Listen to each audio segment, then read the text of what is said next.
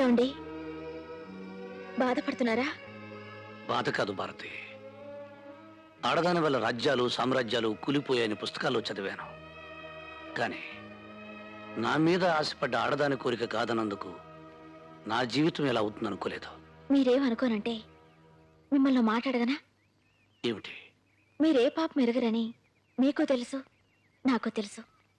కానీ పంచాయతీలో ఆ మాట బావగారితో ఎందుకు చెప్పలేదండి? అన్నయ్య అడగలేదు, నేను చెప్పలేదు. ఇంతవరకు ఆయన అడగంది ఏదీ నేను చెప్పలేదు.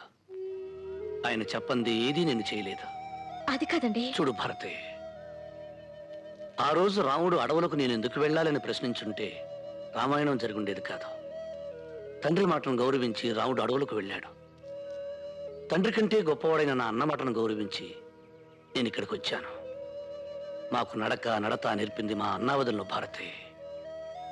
మాకు తల్లి తండ్రి లేని లోటు తీర్చడానికి వాళ్ళు అమ్మ నాన్న అని పిలిపించుకునే అదృష్టానికి దూరం అయ్యారు. ఏమిటండి మీరనేది? లక్ష్మి, నువ్వు తీసుకున్నది మామూలు నిర్ణయం కాదు. ఇంకొకసారి ఆలోచించుకో. ప్రతి ఆడది తల్లి కావాలని తాపత్రయపడుతుంది. అలాంటిది చేతుల ఆ అదృష్టాన్ని దూరం చేసుకో. కాదనకండి, నేను బాగా ఆలోచించి నిర్ణయానికి వచ్చాను. కన్నబిడ్డల్లా ఇద్దరు మరుతులు లేకుండగా ఇంక నాకు పిల్లలు ఎందుకండి? దయచేసి నా నిర్ణయాన్ని అంగీకరించండి. లక్ష్మి, ఆ రోజు నువ్వు నాన్నగారితో బిడ్డలను జాగ్రత్తగా చూసుకుంటా అన్నావు. ఆ మాటలు నీ గుండెల్లో నుంచి వచ్చినవని గుర్తించలేకపోయాను. నువ్వు ఇంటి కొడలవే కాదు లక్ష్మి, తల్లివి కూడా.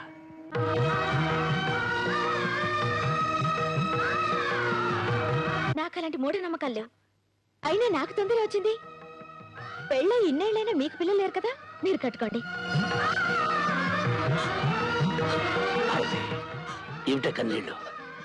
నేను చాలా పొరపాట్లు చేశానండి. అంతటి ఉత్తములతో నేను ప్రవర్తించిన తీరు తలుచుకుంటే నాకే సిగ్గేస్తుంది. అమాయకత్వంతో వాళ్ళ మధ్య బ్రతికాను. వాళ్ళ అవునొచ్చి తెలిసేసరికి వాళ్ళందరికీ దూరం అయిపోయాను.